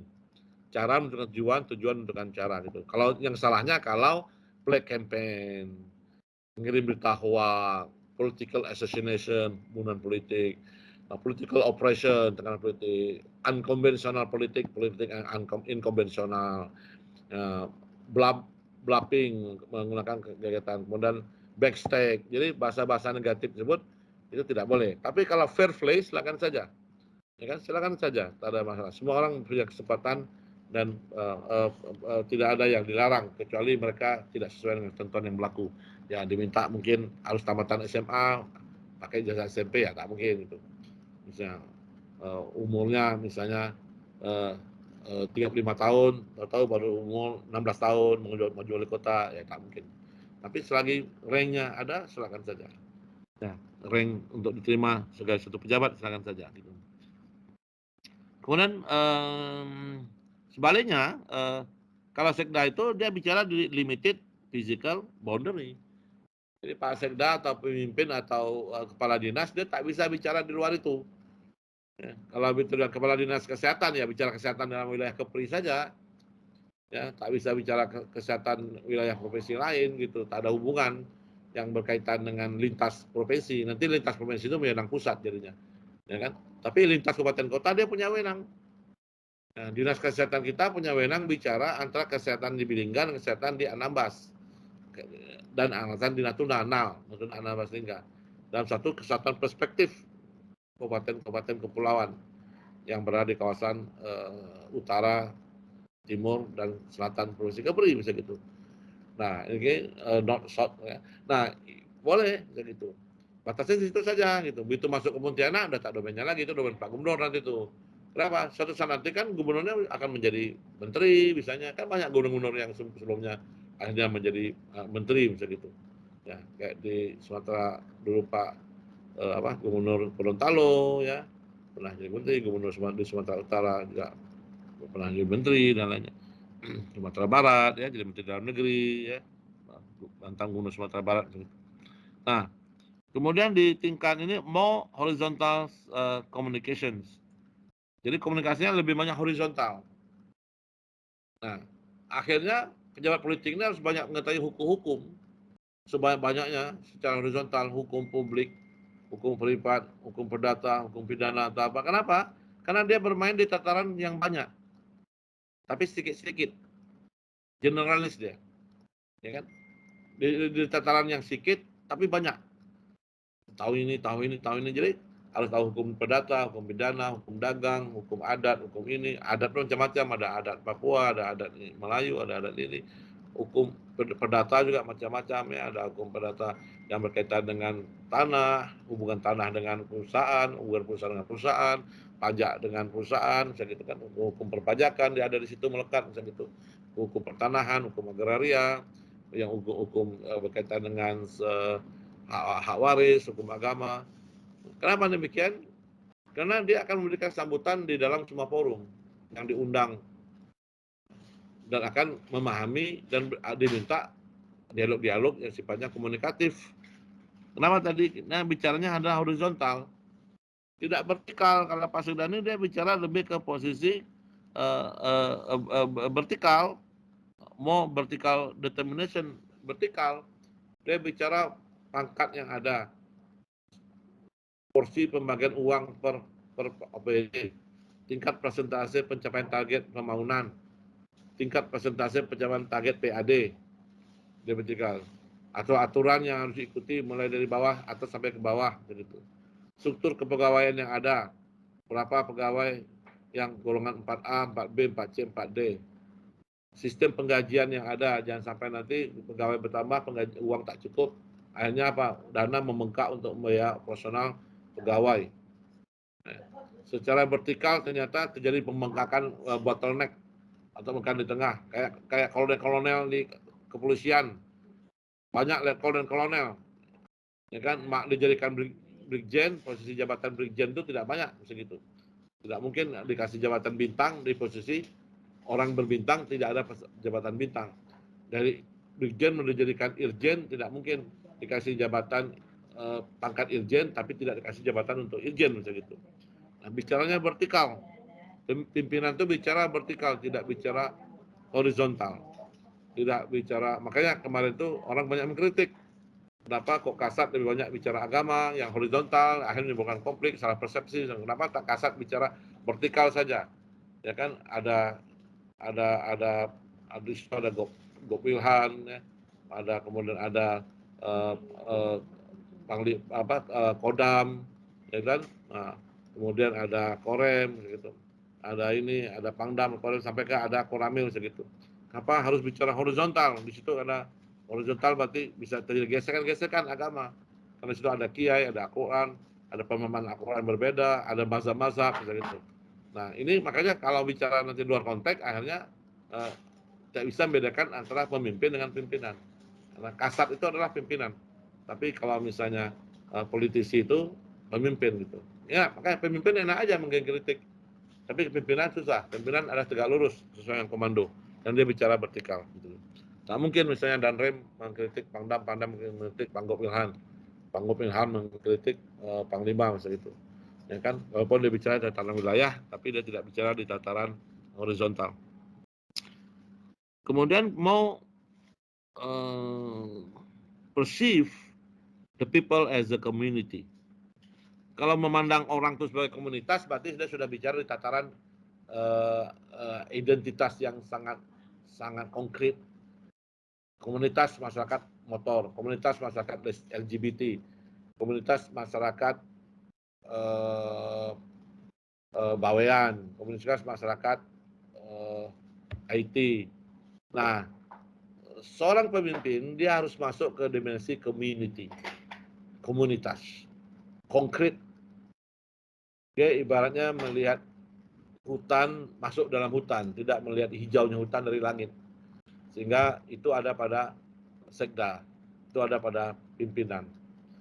Pimpinan itu dia biasa, kalau pimpinan itu dia bicara tentang perceive the people as a society. Orang itu sebagai masyarakat umum gitu. Dia tidak melihat langsung orangnya. Dia melihat mata itu melihat ke semua arah, kepada semua orang gitu. Tidak memberikan satu vocal point, point interest tertentu terhadap orang tertentu karena identitasnya dia tak butuhkan. Ya, jadi kalau berbicara itu dia bicara umum saja, sambutan-sambutannya resmi, tidak ada yang basa-basa memuji. Misalnya kalau pemimpin itu dia bicara komunitas, wah di sini hadir rupanya Pak Nyat Kadir, ya anggota DPR RI dari Partai Nasdem yang sudah sangat sukses dalam membangun Kota Batam dan juga sebagai Ketua LAM Kota Batam. Nah itu sudah bicara seseorang dalam konteks community.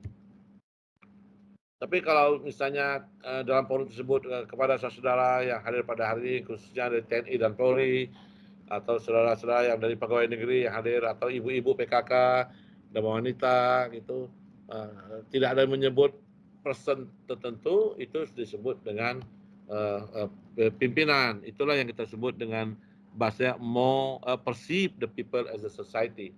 Jadi melihat hijaunya hutan dari atas, tidak melihat hutan itu dari bawah. Kita tahu, oh rupanya ini kayu, ada pohon jengkol, pohon petai, oh rupanya ada pohon kayu ara, oh ada binatang, rupanya ada monyet, ada tupai, ada apa gitu. Tapi kalau dia bicara umum, oh segerombolan binatang, flora dan fauna. Nah, itu society. Tapi kalau sudah menyebut seekor macan yang harus kita lindungi, itu sudah bicara tingkat identity, community, dan konkret. Nah, jabat politik harus bicara konkret karena suara itu adalah suara konkret, tidak bisa abstrak. Ya. Nah, ini itu berbeda antara leaders dengan managers. How to lead dengan how to manage. Ya, antara pimpinan dengan pemimpin. Kemudian yang berikutnya kita sebut dengan the rule of the political game dengan the rule of positive law. Pemimpin itu dia bermain dengan aturan-aturan dengan politik. Bias, sudah berubah, trial and error. Anda bisa lihat terakhir ini kira-kira 1 minggu, 3 minggu ini timbul istilah ingin memperpanjang jabatan presiden, kemudian ingin menunda pemilu, kemudian katanya dicetuskan oleh beberapa partai, ya, bahkan katanya justru PDIP yang tidak setuju. Padahal PDIP lah sebenarnya misalnya beringinan untuk memperpanjang jabatan Pak Jokowi yang orang presidennya adalah presidennya dari mainstreamnya politiknya dia. Lalu bisa saja ada jebakan politik, political trap, dibiar partai-partai lain berbicara, PAN berbicara, PKB berbicara, bahkan katanya Golkar juga ikut berbicara, ternyata ditolak. Jadi hati-hati dalam political game, hati-hati dalam posisi BEM, karena bicara ini adalah dalam konteks the role of the political game. Aturan-aturan mainnya ada pada permainan politik. Yang nama permainan bisa menang, bisa kalah, bisa si A mendukung si B. There are no permanent enemies. There are no permanent friends. There are only permanent political interest, economic interest, power interest. Tidak ada kepentingan yang abadi. Tidak ada musuh yang abadi. Tidak ada musuh yang abadi. Tidak ada kawan yang abadi. Kan walaupun ada istilah the man in need is the man indeed, teman yang benar teman kala susah, tapi yang ada adalah kepentingan yang abadi, political interest. Anda bisa lihat koalisi dan oposisi bisa bersatu dan bisa bercerai, bisa bersatu, ya. Anda bisa lihat, ya, ada partai yang menyatu di provinsi kabupaten ini tapi berlawanan di kabupaten yang lain demi menggiring supaya calonnya menang. Nggak apa-apa, didorong aja dua calon yang berbeda walaupun di provinsi. Karena saya lihat di provinsi ini kan yang menang Pak Ansar Golkar, di Batam Nasdem Pak Rudi, di Pinang ya dulunya Pak bukan Bu meninggalnya Pak Pak Sarul yang dulunya partai Gerindra, ya, didukung oleh partai lain, muncul Ibu Ramah pun awalnya ada dari PDIP, pindah ke Golkar, sekarang pindah ke Nasdem. Jadi bahasa negatif kutu loncat itu biasa dalam politik. Pak Rudi gitu juga, dulunya PKB, Demokrat, sekarang Nasdem. Nggak tahu yang akan datang apakah konsisten dengan Nasdem atau masuk ke partai-partai lain. Dalam politik itu biasa gitu. Nah, maka tidak ada yang kita sebut adalah political trust di satu partai. Tidak ada orang yang bisa hidup mati di satu partai kecuali dia betul-betul bahagia daripada partai itu sendiri, gitu. Nah, kenapa? Karena tidak ada yang musuh dan kawan abadi, adalah kepentingan yang abadi. Nah, oleh sebab itulah saudara, tapi beda dan tak ada hukuman-hukuman itu, ada hukuman politik saja. Aku pilih kalau 5 tahun akan datang. Tapi kalau Pak Sekda atau kepala dinas atau PD atau pejabat-pejabat yang tingkat militer lah, semua TNI, Polri, kalau saya bicara Sekda ini saya contohnya, tapi kalau bicara yang appointed tadi itu semua tuh TNI, Polri, BI, OJK, Kanwil Hukum dan HAM, Kejaksaan, Kanwil Pertanahan, BPS, itu semua yang bicara yang manajer tadi, bukan yang leader. Kalau leader tadi ada wali kota, bupati, anggota DPR RI, DPD, dan DPRD. Itu yang kita sebut dengan leader. Kalau di luar itu, apakah kepala BPK, kepala KPK, apa semua itu sudah appointed, diangkat, walaupun dipilih oleh DPR RI. Itu hardly appointed, hardly elected. Maka disebut dengan komisaris, komisi. Yang nama komisi itu separuh diangkat, prosesnya dipilih, tapi isinya adalah diangkat oleh presiden, dipilih oleh DPR, diangkat oleh presiden. Nah, itu tapi ada kalau Pak Sekda, kalau ya pejabat-pejabat Kak Sekda, pimpinan BI, Keuangan, OJK, Kanwil Pertanahan, Kanwil Hukum dan HAM, Kanwil Keuangan, Bea Cukai, semua itu dia adalah disebut dengan the rule of the positive law. Ada hukum positif. Disebut kata positif ini, bukan sudah hukum saja. Hukum yang berlaku. Nah, hukum yang berlaku artinya hukum yang mengikat pada saat itu. Kalau belum berlaku tak bisa diikat, belum diperundangkan, belum bisa diikat. Hukum positif yang berlaku yang harus diumumkan dan harus diketahui. Terikat sedikit aja salah, jelas black and white. Tapi kalau politik ini gray area, daerah yang samar-samar, ya kan, disorot kadang-kadang terang, dimatiin kadang-kadang gelap. Tapi kalau hukum pimpinan ini berada di posisi right and wrong, black and white. patuhi atau langgar. Tak ada yang gray area ini. Nah, oleh sebab itulah saudara, di sisi lain atasan kita adalah orang politik, misalnya gitu, misal ya bagi pejabat di Pemprov atau di kota, di sisi lain kita berada di jabatan publik, administrasi birokrasi. Nah, syukur-syukur mereka yang memiliki gubernur, memiliki wali kota yang memiliki roh untuk tidak menjebak birokrasi ini ke dalam konteks politik yang membahayakan posisi birokrasi dari sisi melawan regulasi. Nah, di situ jawabannya harus bijak. Ya, untuk mengatakan tidak ke atas pimpinan juga sulit, untuk mengatakan iya di posisi tidak pun juga sulit, misalnya itu. Nah, hanya kadang nasib saja ya menemukan pimpinan seperti ini, dan nasib saja tidak ketangkap oleh aparat hukum atas kesalahan yang bisa dibuat atau kesalahan yang bisa berpotensi untuk dijadikan dasar untuk ditangkap atau dipersoalkan. Kemudian periodical post atau jabatan yang periodik 5 tahunan, 10 tahunan.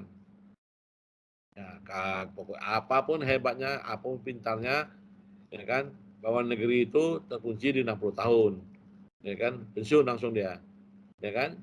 Tapi dia masih masa jabatannya dari 1 sampai 6, satu umurnya dari diangkat sampai 60 tahun. Tidak terikat dengan periode jabatan yang 5 tahunan. Kecuali dia diberhenti, korupsi, kemudian meninggal, mengundurkan diri. Tapi selagi dia tetap bekerja sampai umur 60 tahun untuk eselon 2, A2B ke atas, atau 58 tahun untuk eselon 3A ke bawah, begitu. Pintar apapun pasti pensiun. Sehebat apapun dia, umur 60 tahun, nah, mau dia dokter, profesor, pasti dia pensiun. Nah, baru dia lanjutkan posisi lanjutan dipanjang perpanjang untuk fungsional apa tidak. Tapi pensiun dan jabatan pasti. Tapi pensiun dan sebagai pegawai negeri bisa dilanjutkan sampai 65 tahun untuk jabatan fungsional atau 70 tahun untuk guru besar, profesor, dan tidak boleh memegang jabatan sebagai rektor. Karena rektor itu adalah eselon 1A yang boleh diisi oleh profesor yang berumur atau dokter berumur di atas di bawah 60 tahun. Tapi kalau jabatan politik tadi ada batasannya 5 tahunan. Nah, kayak Pak Gubernur, Pak Ansar 2024 masih kesempatan untuk maju lagi. Pak Rudi tak bisa lagi maju lagi di wali kota Batam. Wajar kalau orang mengatakan, wah beliau nggak mau strategi untuk maju di wakil gubernur atau di gubernur. Itu biasa dalam politik, ya kan? Karena sudah terkunci. Pak Presiden gitu juga, sudah tak bisa lagi maju presiden. Lalu dipertanyakan, boleh nggak kalau tidak jadi presiden kemudian berikutnya menjadi wakil presiden? Kan yang tidak boleh kan 10 tahun untuk jadi presiden. Bagaimana kalau misalnya dibalik? Presidennya adalah Pak Prabowo, wakilnya adalah Pak Jokowi. Terpilih nggak? Bisa saja terpilih misalnya gitu. Tapi boleh nggak konstitusi mengatakan seperti itu? Orang yang pernah jadi presiden terus menjadi wakil presiden. Sebagaimana tidak bolehnya orang yang pernah menjadi wali kota, jadi gubernur, tidak boleh menjadi wakil gubernur. Maka saudara kemarin bisa lihat kenapa Pak Isdianto maju di gubernur, karena posisi dia sudah menjadi gubernur, bukan PLT lagi. Kenapa? Sejak dari PLT dilantik jadi gubernur, maka dia tidak boleh menjadi wagub. Akhirnya apa? Beliau tidak bersedia untuk menjadi wagubnya gubernur Pak Suryo. Bukan berarti beliau tidak mau menjadi wakil gubernur Pak Suryo, karena kalau dia menjadi wakil gubernur tidak boleh. Maka bertaruhlah beliau di posisi gubernur sama Ibu Suryani, dan akhirnya Pak Suryo mengambil yang lain gitu. Nah, hanya Pak Ansar yang menang gitu.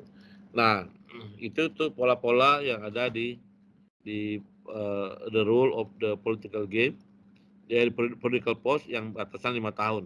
Sehebat-hebatnya seseorang tuh, makanya ada istilahnya, setiap orang tuh, setiap pemimpin tuh ada masanya, setiap masa pasti ada pemimpinnya. Ya dulu 5 tahunan era Pak Ismet, 5 tahunan era Pak Sani sempat jadi wagub, era 5 tahunan Pak Suryo sempat jadi wakil gubernur, kemudian meninggal Pak Sani, masuk Pak Isdianto, kemudian masuk Pak Nurdin terkena kasus, Pak Isdianto kemudian yang jadi wakil, kemudian Pak Isdianto pun belum sempat menjadi mengambil wakil karena waktunya di bawah 1,5 tahun, hanya tetap menjadi gubernur, maju dan kalah, misalnya Pak Ansar yang menang. Dulu Pak Ansar sempat kalah. Jadi setiap masa itu ada pemimpinnya, setiap pemimpin itu pasti ada masanya gitu.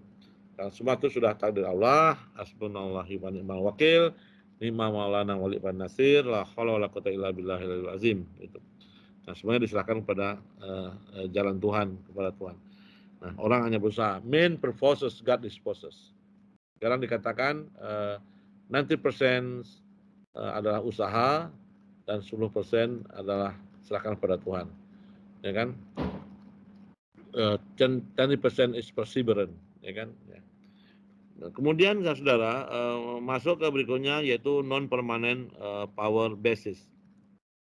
Nah, basis-basis kekuasaan politik ini tentu non permanen karena dia bicara di 5 tahunan. Tapi kalau yang saya katakan tadi kalau yang posisi Pak Seda itu non political position, tak ada periodenya. Pak Sedanya bisa 10 tahun, bisa 1 tahun, bisa dilantik besok diganti, bisa gitu. Kepala dinas gitu juga, ya. Tapi tetap juga berada pada posisi tidak pensiun, masih dalam pemerintahan. Kecuali dia pegang di eselon 2, umurnya 59, begitu dia dinonjokkan langsung pensiun atau ditempatkan di eselon 3 langsung pensiun. Anda bisa lihat ada beberapa pejabat yang sempat diturunkan jabatannya langsung pensiun, ya tersebutlah. Ya, tapi sebaliknya ada juga pejabat yang diturunkan jabatannya dia belum pensiun karena umurnya berarti di bawah 58 tahun atau diturunkan jabatannya hanya eselonnya saja tapi umurnya tidak terkena dari sekda ke kepala dinas misalnya gitu.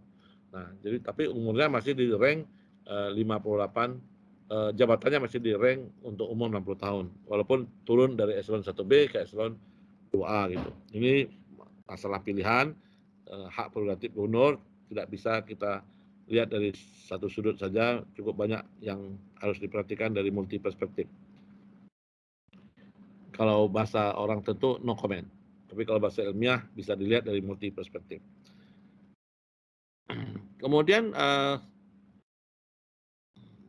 karena non permanen basis tadi jabatannya tidak permanen, maka mereka pada posisi fleksibel gitu. Masa jabatan aku adalah 5 tahunan. Posisi aku tidak permanen.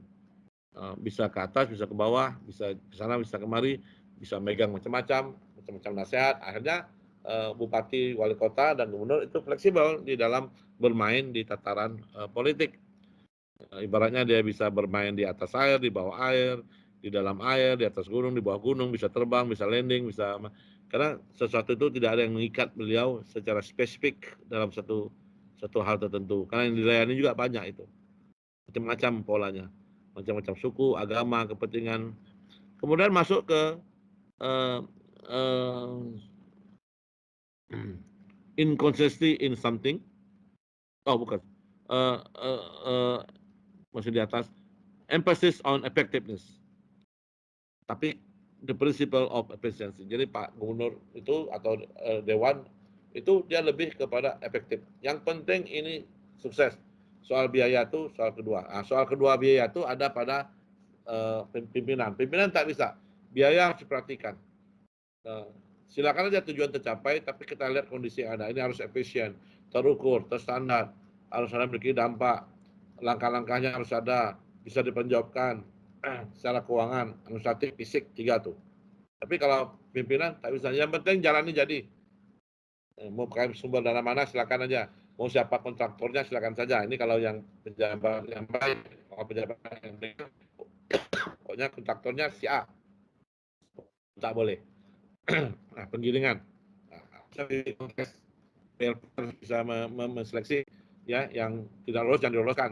Sebaliknya yang lolos jangan tidak diloloskan begitu. The win take all BT contest ya. Nah, tapi ada nggak arahan-arahan? Nah, susah juga kalau ada arahan-arahan pimpinan ya susah. Ya. Nanti kalau ada masalah pimpinan lepas tangan begitu. Nah, inilah saya kata tadi.